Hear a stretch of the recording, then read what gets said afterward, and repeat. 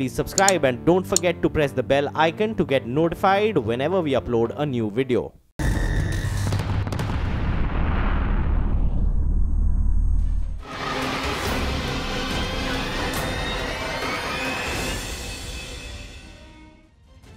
देश के कई हिस्सों में हो रही भारी बारिश की वजह से लाखों लोगों की जिंदगी पानी में घिरी हुई है। खासकर देश के उत्तरी क्षेत्र की बात करें तो उत्तर प्रदेश, उत्तराखंड, बिहार और हरियाणा समेत कई राज्यों में जुलाई के आखिरी हफ्ते में शुरू हुई मूसलाधार बारिश की वजह से बाढ़ जैसे हालात पैदा हुए हैं, जिसमें भारी तबाही मची हुई है। मौसम विभाग ने 3 दिन तक उत्तर भारत के राज्यों में भारी बारिश की चेतावनी दी है। यूपी में 1 जुलाई से अब तक बारिश की वजह से 183 लोगों की मौत हो चुकी है। उत्तराखंड में भी कई हिस्सों में बादल फटने की घटनाएं सामने आ रही हैं। पूर्वोत्तर के राज्यों में बाढ़ की वजह से हजारों लोग फंसे हुए हैं। यूपी, उत्तराखंड और पूर्वोत्तर के राज्यों में पानी में घिरे लोगों को निकालकर उन्हें सुरक्षित जगहों पर पहुंचाने के लिए लगातार बचाव अभियान चलाया जा रहा है। उत्तराखंड के रामनगर में भारी बारिश की वजह से पानी में एक कार बह गई। जानकारी के मुताबिक कार सवार एक रिजॉर्ट मैनेजर अपने रिजॉर्ट जा रहा था, लेकिन अचानक भदरगढ़ी नाले में उफान आ गया और कार पानी में बहने लगी। कार सवार यात्री ने किसी तरीके से कार से बाहर निकलकर अपनी जान बचाई, जिसके बाद मौके पर पहुंची आपदा प्रबंधन की टीम ने कार को क्रेन के जरिए बाहर निकाला। तस्वीरों में देखिए एक रिजॉर्ट मैनेजर जो कि अपनी गाड़ी में रिजॉर्ट की तरफ जा रहा था, लेकिन भदरगढ़ी नाले में अचानक उफान आ गया, जिसके बाद ये कार उस पानी में घिर गई। किसी तरीके से कार चालक ने कार से बाहर निकलकर अपनी जान बचाई, लेकिन बाद में क्रेन की मदद से कार को पानी से बाहर निकाला गया।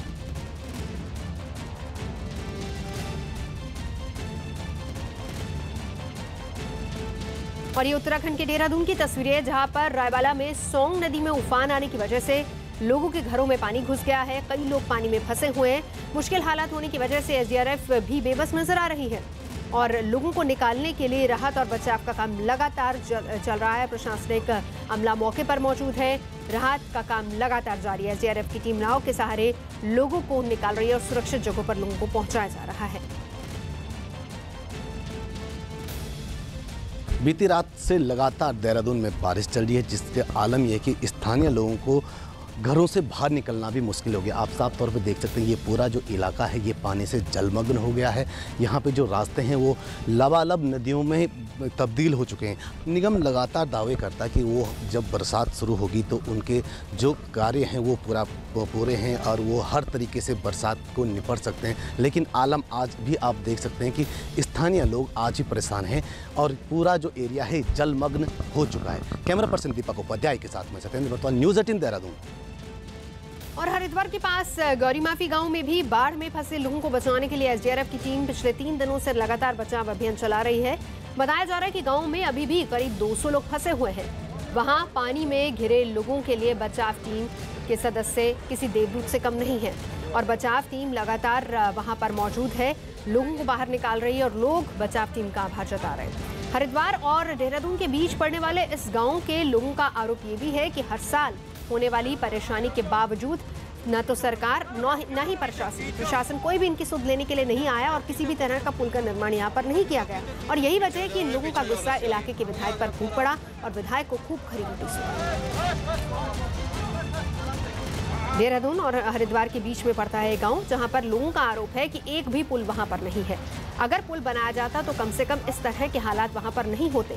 हर साल बारिश के मौसम में पूरा का पूरा गांव डूब जाता है, जिसमें लोगों के बाहर निकलने तक का रास्ता नहीं बचता है और हालात बिल्कुल ऐसे ही होते हैं। इस बार एसडीआरएफ की टीम लोगों को बचा तो रही, लेकिन साथ ही साथ लोग नाराज इस बात से हैं कि कम से कम बुनियादी सुविधाएं तो दी जाए। विधायक वोट मांगने आते हैं, लेकिन उनकी सुध लेने कोई नहीं आता।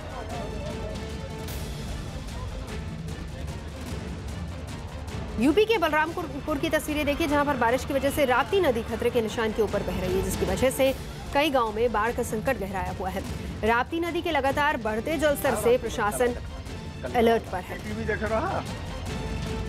तस्वीरें राप्ती नदी की तस्वीरें। वैसे आपको बताएं कि तमाम जो इलाके हैं वो इसी तरीके से पानी में घिरे हुए। मवेशियों को देख सकते हैं किस तरीके से पानी के किनारे खुद को सुरक्षित बचाए हुए हैं। लोगों को लगातार एसडीआरएफ की टीम बाहर निकालने की कोशिश कर रही है। कई इलाके कई घर मकान ऐसे हैं जो कि पूरी तरह से पानी में डूबे हुए हैं और लोग वहां पर फंसे हुए हैं। एसडीआरएफ की टीम नाव के सहारे, मोटरबोट्स के सहारे लगातार लोगों को बाहर निकाल रही है। लोग सुरक्षित जगहों की तरफ कूच कर रहे हैं। इस बीच प्रशासन भी काफी अलर्ट पर है। प्रशासन ने लगातार लोगों से भी कहा है कि अगर कहीं पर भी जल स्तर बढ़ता है तो उससे पहले ही, किसी भी अनहोनी हो इससे पहले खुद को सुरक्षित जगहों पर ले जाया जाए और तमाम जो परिवार के लोग हैं उनको सुरक्षित जगहों की तरफ ले जाया जाए। फसलों की हालत देख सकते हैं किस तरीके से पानी की वजह से फसलें पूरी तरह से बर्बाद हो चुकी हैं। उत्तराखंड के रायवाला में बचाव दल के लोग उफान पर बह रही सोंग नदी में फंसे लोगों को बचाने की कोशिश करने लगे। एसडीआरएफ ने जानकारी दी कि भारी बारिश के बाद सोंग नदी का जलस्तर खतरे के निशान से ऊपर चला गया, जिसके बाद वहां 300 से ज्यादा लोगों की जान पर खतरा बन गया, जबकि आसपास के कई गांव पानी में डूब गए। उफान पर बह रही सोंग नदी में फंसे लोगों को बचाने के लिए एसडीआरएफ ने रेस्क्यू ऑपरेशन चलाया।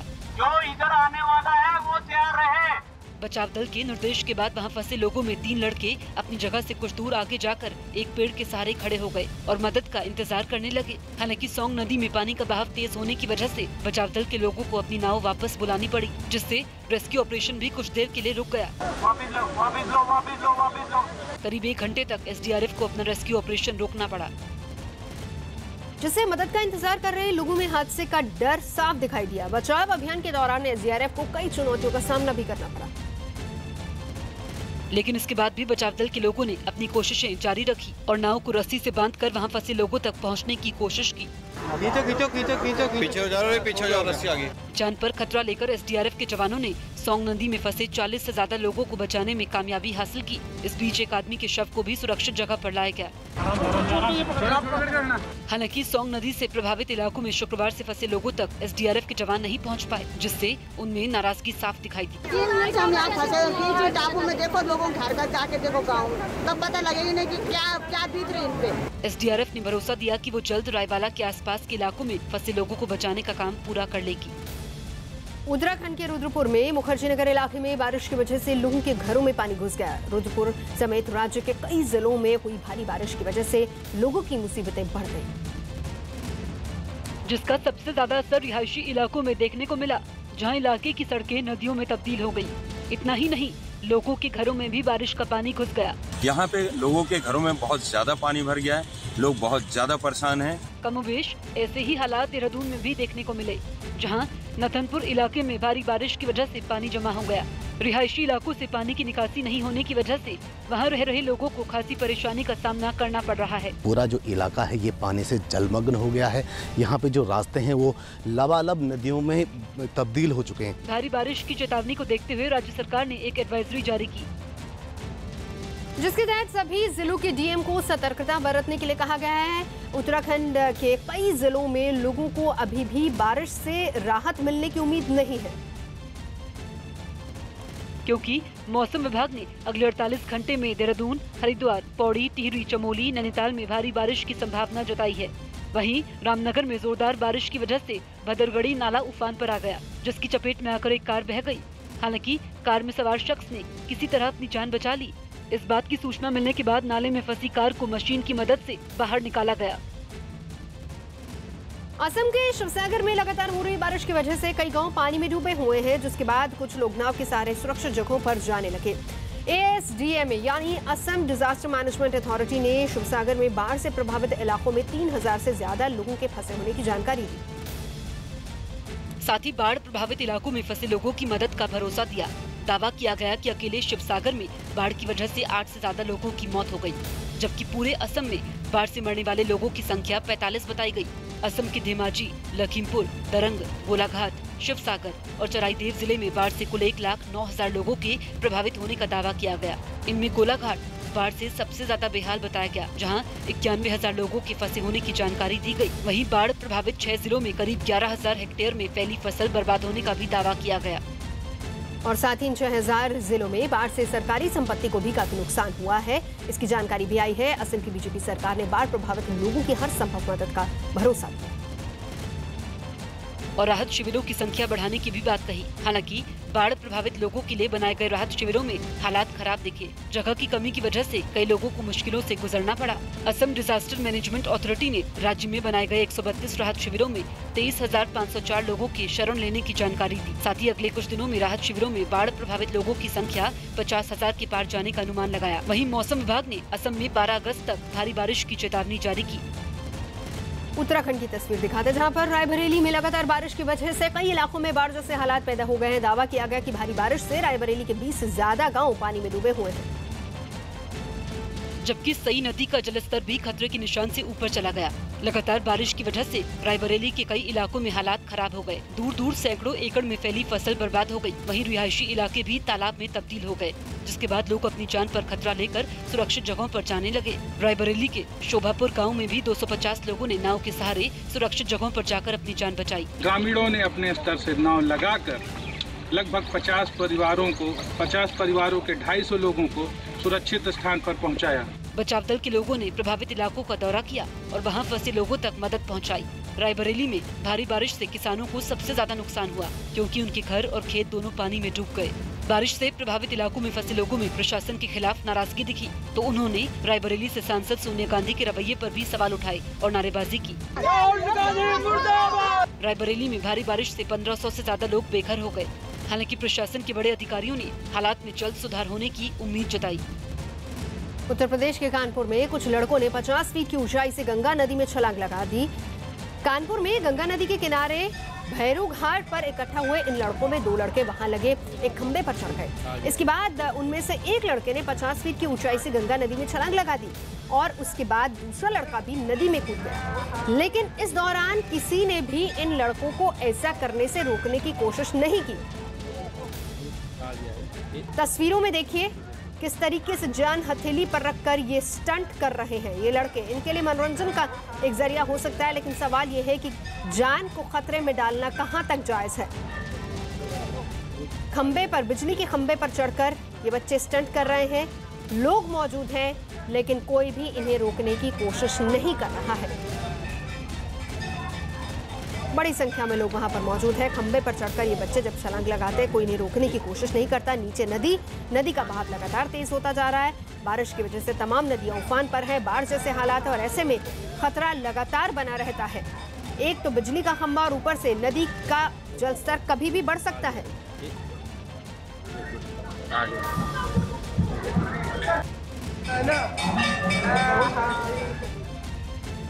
एक और तस्वीर आपको दिखाते हैं। इससे पहले 2 अगस्त की तस्वीर है, जब बाराबंकी से भी बच्चों के खतरनाक स्टंट का एक वीडियो सामने आया था, जिसमें साफ दिखा था कि कुछ बच्चे रेल पुल के ऊपर खड़े थे।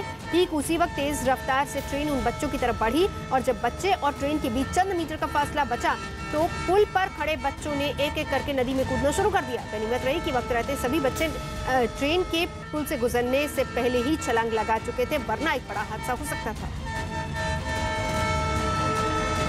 फिर से देखिए कि किस तरीके से जान हथेली पर रखकर बच्चे इस तरह के स्टंट करते हैं। ट्रेन आ रही है, पुल पर बच्चे खड़े हैं, लेकिन कोई भी बड़ा हादसा हो सकता है, लेकिन जान की परवाह किसी को नहीं। ये स्टंट है, ये मनोरंजन के लिए किया जाता है, लेकिन रोकने वाला कोई नहीं।